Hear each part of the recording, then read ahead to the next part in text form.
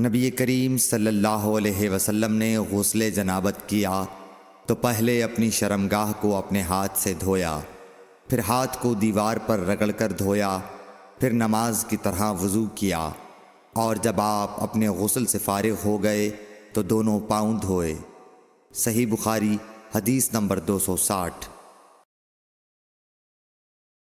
حضرت عائشہ رضی اللہ تعالی عنہا نے فرمایا کہ میں اور نبی کریم صلی اللہ علیہ وسلم ایک برتن میں اس طرح غسل کرتے تھے کہ ہمارے ہاتھ باری باری اس میں پڑتے تھے۔ صحیح بخاری حدیث نمبر 261۔ حضرت عائشہ رضی اللہ تعالی عنہا نے فرمایا کہ جب رسول اللہ صلی اللہ علیہ وسلم غسل جنابت فرماتے تو پہلے اپنا ہاتھ دھوتے۔ صحیح بخاری حدیث نمبر 262۔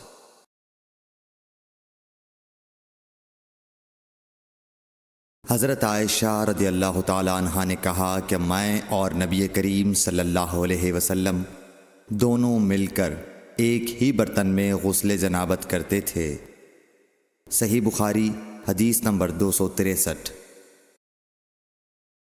نبی کریم صلی اللہ علیہ وسلم اور آپ کی کوئی زوجہ مطہرہ ایک برتن میں غسل کرتے تھے۔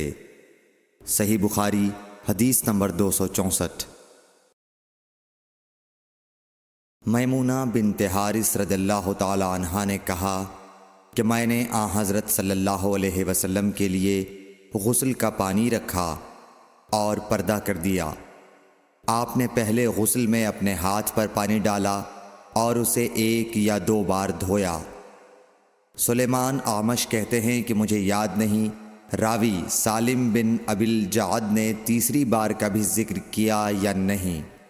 پھر دائیں ہاتھ سے بائیں پر پانی ڈالا اور شرمگاہ دھوئی، پھر اپنے ہاتھ کو زمین پر یا دیوار پر رگڑا، پھر کلی کی اور ناک میں پانی ڈالا اور چہرے اور ہاتھوں کو دھویا اور سر کو دھویا، پھر سارے بدن پر پانی بہایا، پھر ایک طرف سے رکھ کر دونوں پاؤں دھوئے۔